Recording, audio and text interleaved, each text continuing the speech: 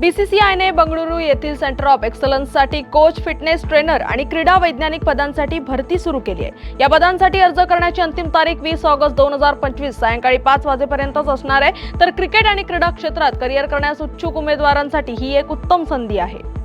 भारतीय पुरुष हॉकी संघ ऑस्ट्रेलिया विरुद्धच्या मालिकेसाठी सज्ज झालेत। संघाला खेळामध्ये सुधारणा करण्याची ही उत्तम संधी आहे। तर यंदा आशियाई हॉकी करंडक भारतातील बिहारमधील राजगीरमध्ये 29 ऑगस्ट ते 7 सप्टेंबर दरम्यान खेळण्यात येणार आहे।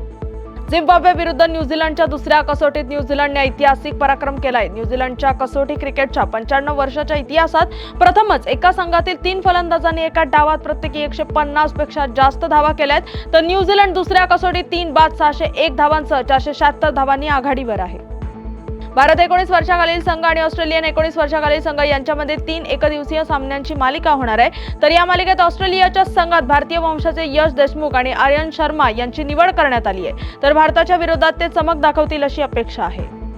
75व्या ज्युनियर राज्य अजिंक्यपद बास्केटबॉल स्पर्धेसाठी पुणे जिल्ह्याच्या मुलांच्या संघाचे नेतृत्व आयुष जवळकर तर मुलींचे नेतृत्व अक्षय पाटील करणार आहे। ही स्पर्धा 9 ते 14 ऑगस्ट दरम्यान बालेवाडी येथे होणार आहे।